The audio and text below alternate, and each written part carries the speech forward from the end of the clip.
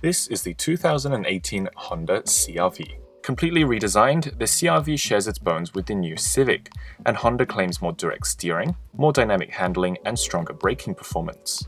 All Australian models come ashore with a 1.5-litre turbocharged four-cylinder, producing 140 kilowatts of power and 240 Nm of torque, sending drive via CVT gearbox to either the front two wheels or on-demand four-wheel drive.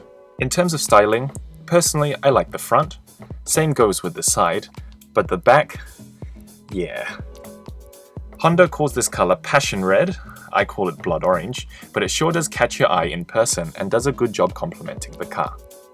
Standard features throughout the range include keyless entry with push-button start, a 7-inch touchscreen with Apple CarPlay and Android Auto, 8 speakers, tire pressure monitoring system, and an electronic parking brake. Disappointingly, all active safety features, otherwise known as Honda's Sensing Safety Suite, is reserved only for the top-of-the-range VTI LX. So let's continue our tour.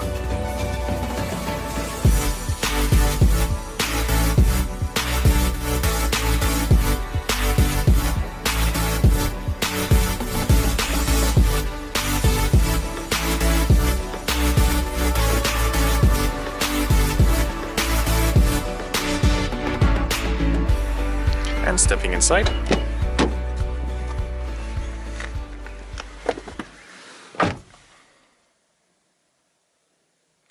the first thing you notice is just how much nicer it is to sit in compared to the old generation.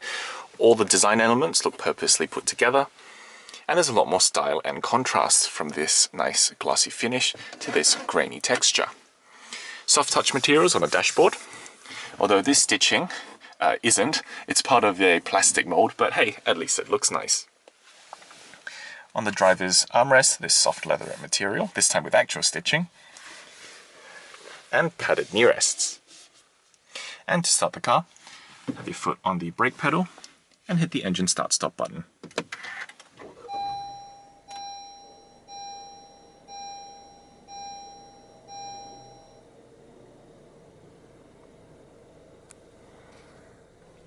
This brings life to this rather excellent driver's information display. It's an all-digital dash with a large, clear and vivid screen. And because it's digital, you can change settings such as turning the tachometer on and off, and cycling through different menus such as seatbelt warnings, regular maintenance, music, phone connection, and fuel information, along with some others. Engine temperature to your left, and fuel gauge on the right. The steering wheel is 3-spoke, and the leather they use is now a lot softer, and the shape of the steering wheel makes it very nice to hold. On the left, media controls, and on the right, part of the Honda Sensing Suite, so adaptive cruise control and lane keep assist. Over to the driver's door card. 4 power window switches, all automatic, window locks, door locks, and electric mirrors with power folding. And the door bins, they can carry a relatively slim water bottle, but if you've got large litre bottles, they'll have to go in the center console. Underneath the start-stop button are the controls for the electric tailgate, parking sensors, lane departure warning, along with collision mitigation and traction control off. In the center is a 7-inch infotainment system powered by a Honda Link, and it is Android based, so all the familiar gestures will also work. If you want to learn more, I did a more comprehensive tour in my Civic video, link at the top right. But one thing that is different, and one thing I couldn't stand with the Civics, was the touch volume controls. So praise the Lord, Honda have given us back a volume knob, which shows you just how hard everything gets when manufacturers mess with the simple things. There still is no tuning knob, but we'll take what we can get. Climate controls, dual zone, with each passenger's temperature displayed on the top right corner of the screen. Fan speed, front and rear defrost, with recirculation and turning the fan on and off. The shifter is probably one of the most uninspiring parts of the cabin. It's quite clunky to use and makes a bit of a racket when changing gears. Econ will modulate the throttle and the air conditioning for better fuel consumption. And electronic parking brake with brake hold. Below there's a 12-volt power outlet with a handy little shelf Two cup holders with these spring indents to adjust to the cup size, but it's the center console which really takes the prize because this area is massive. To start off with, you can push this forward to reveal a handy little storage shelf, but if you don't want it, push it back, which reveals the connection ports. HDMI, two USB ports, one 1.5 amp, and that's the one you use to connect to Apple CarPlay or Android Auto, and a standard 1 amp socket. There's also another 12 volt in there. As you can see, that's removable, and if you do remove it, you can see just how much space is in the middle. You could fit an entire handbag if you wanted. This center armrest can also slide. What's interesting is that there are 4 USBs in the car, 2 for the front and 2 for the rear passengers, but the ones in the back are 2.5 amps. So technically, your kids' electronics will charge faster than yours. On our model, the seats are part leather and part leatherette material. They're comfortable and offer good support, whilst the 8-way driver's seat is electric with 4-way lumbar support too. Although on our test car, the electric motor sounded like it had almost given up.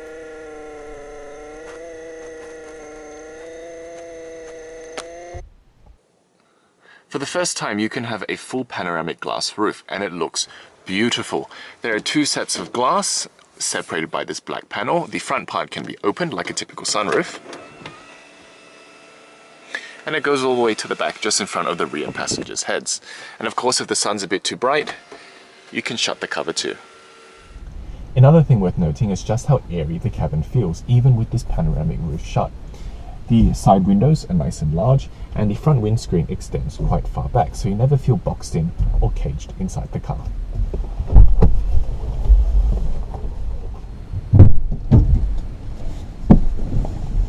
This space extends to the rear passengers. Now, I've got this seat set up for me. I'm 6'3" or 190 centimeters, and as you can see, the seat is all the way back in its tracks. I've still got enough knee room and around 2 more centimeters of headroom, even with this panoramic sunroof. Rear passengers get their own air vents and the 2 power ports, as I was mentioning earlier, the USB slots. Center armrests with 2 cup holders, and both outboard seats have 2 ISOFIX mounting points. There are 3 top tethers located at the back of the roof. Fitting 3 abreast shouldn't be too hard. The drive center tunnel, even for the 4-wheel drive model, is almost flat. But if they're tall, you might want to go with the model without this sunroof. The rear seat backs recline for a more comfortable journey, and the door bins are large enough for standard size water bottles.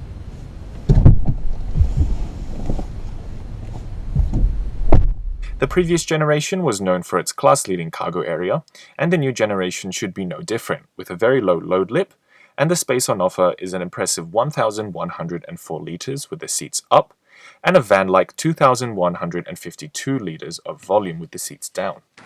But whilst the space itself is good, the space management is a bit of a miss. There are 4 cargo tie-down hooks, and space on each side for your knickknacks, but no shopping bag hooks, so you might want to make sure your groceries are in a box to stop them from rolling away. For the first time, the CR-V is available with 7 seats, with space in the 3rd row adequate for children. They fold flat, as you can see, but they don't fold into the floor, so cargo space will be down. And whilst we're complaining, some materials still feel a little flimsy. The panel on the rear hatch is one of the largest we've seen on any modern-day car, and also larger than the previous generation, which is a little odd. And if you do spring for the 7-seater, just be aware that the combination of a raised 2nd row and the vents which carry air through to the rearmost seats significantly reduces headroom. So whilst I could sit comfortably in our test car, in the 7-seater, this happens. Now, most people looking at a CR-V will be cross-shopping with Mazda CX-5 and Toyota RAV4, and after driving all 3, the CR-V steering in particular genuinely stood out. It was responsive, well-weighted, and provided good feedback to the driver. Response from the 1.5-litre engine was also decent, with the CVT gearing set well to cope with quick bursts of power, particularly from a standing start. The brakes were also a standout, providing linear deceleration, which was easy to modulate. Push the engine hard though and you'll definitely hear the trademark CVT drone, not a pleasant sound. And on the subject of sound, oddly, at speeds under 80, the cabin remained very quiet, almost on par with the new CX-5. However, once I was doing 100 on the freeway, noise levels inside the cabin increased dramatically, to the point that my passengers even said it was uncomfortable. And having a look on owner forums, it's clear that I wasn't alone, so that I would highly suggest taking a longer freeway run on a test drive to see for yourself. So enjoy the next minute or so of unedited driving footage.